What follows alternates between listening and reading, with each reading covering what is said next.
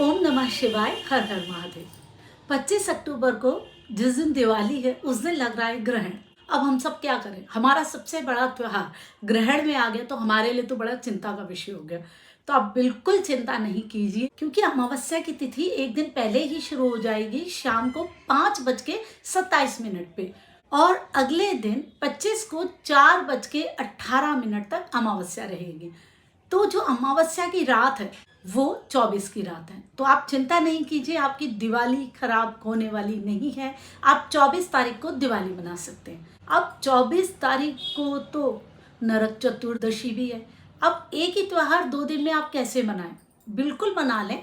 आप दोनों के दोनों त्योहार एक ही दिन में मना सकते हैं, क्योंकि हमारा क्या होता है, त्योहारों का सूर्य उदय के समय पे जो तिथि होती है ना, उसे ही त्योहार में लिया जाता है। जैसे 25 को सूर्य उदय के समय पे अमावस्या है, 24 को नहीं है अमावस्या, इसीलिए हम दिवाली उस दिन नहीं मना रहे थे। इस समस्या की वजह से अब हम दिवाली भी 24 को ही मनाएंगे और 24 को ही नरक चतुर्दशी भी मनाएंगे। दोनों के दोनों त्योहार एक ही दिन बन जाएंगे। अपने मन में कोई वहम नहीं डालिए, ये और पॉजिटिव संयोग है। दो त्योहार एक ही दिन में पड़ने हैं। एक कृष्ण से जुड़ा हुआ है और एक राम से जुड़ा हुआ है। विष्णु से ही दोनों जुड़े हैं, विष्णु के ही दोनों अवतार हैं। तो आप मानिए कि उन दोनों की एनर्जीज एकाकार हो रही हैं। हमें किसी भी चीज में नेगेटिव होना ही नहीं है, क्योंकि प्रकृति जो करती है अपने आप में संपूर्ण पॉजिटिव काम करती है।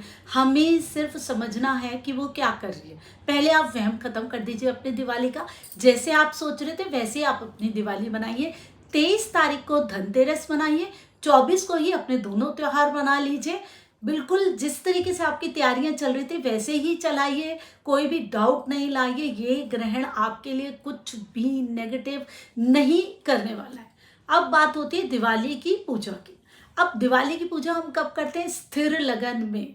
स्थिर लगन मतलब जब स्थिर हो, जिस भी राशि का लगन, जब आसमान में कौन सा लगन आ रहा है, किस राशि का आ रहा है, वो स्थिर हो, ताकि लक्ष्मी जी आपके पास आए और वह आराम से पसर के बैठ जाए। शाम को स्थिर लगन वृषभ राशि का आ रहा है, और जो सबसे ज्यादा बढ़िया लगन माना जाता है सिंह राशि का, वो देर रात को आ रहा है। शाम को जो लगन आ रहा है वृषभ राशि का, जिसमें आप अपनी पूजा कर सकते हैं, वो समय है 7:14 से 9:11 तक। वृषभ लगन है, स्थिर लगन है, आप उसमें दिवाली की पूजा कर सकते हैं। और जो दूसरा सिंह लगन बन रहा है वो बन रहा है आधी रात को 1:42 से 3:47 तक का लगन है। आप उस समय भी अपनी दिवाली की पूजा कर सकते हैं। लक्ष्मी माँ के आगमन की अच्छे से तैयारियां कीजिए। नए नए कपड़े खरीदिए, घर को साफ सुथरा कीजिए, नई चीजें खरीदिए। जो भी ऐसी चीजें आपके प्रयोग में नहीं आ रही हैं, आपको नहीं करनी है, तो अगर किसी और के प्रयोग में आती है तो आप उन्हें दे दीजिए।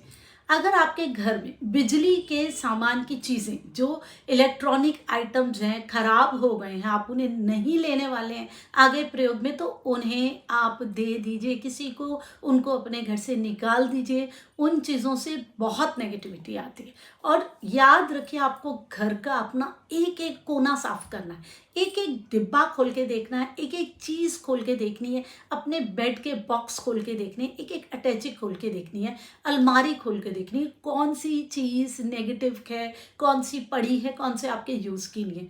क्योंकि सारी की सारी एनर्जीज को शफल करना बहुत ज़रूरी है। अब जो एनर्जीज ब्लॉक होती है ना, तभी प्रॉब्लम होती है।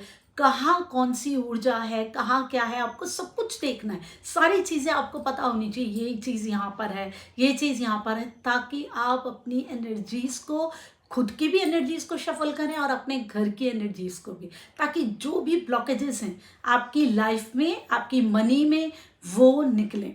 पैसे के लिए सफाई ज़रूरी है। पुरानी चीज़ें जो हमारे प्रयोग में नहीं हैं, वो बहुत ज़्यादा नकारात्मकता फैलाती हैं, पड़ी पड़ी उनको निकाल दीजिए, किसी और के प्रयोग में आएंगी, आपके लिए बहुत अच्छा है।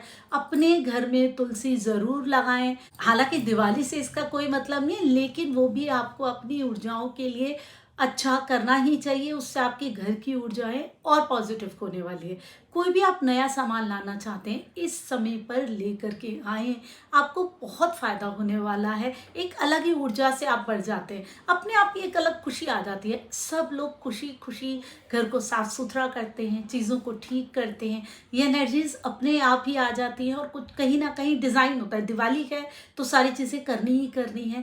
जब तक नहीं करेंगे आपको भी सेटिस्फेक्शन नहीं मिलने वाली है। लेकिन सिर्फ चीज़ों को यहाँ वहाँ नहीं करना है, आपने बेकार चीज़ों को अपने घर से निकालना भी है। और अपने घर में पौधे ज़रूर लगाने हैं, बहुत ज़रूरी है कि घर में पौधे हों जो कि हमेशा सकारात्मकता देते रहें। आपके पास अगर लक्ष्मी गणेश की मूर्तियाँ नहीं हैं तो लेकर के आइए इस दिवाली में।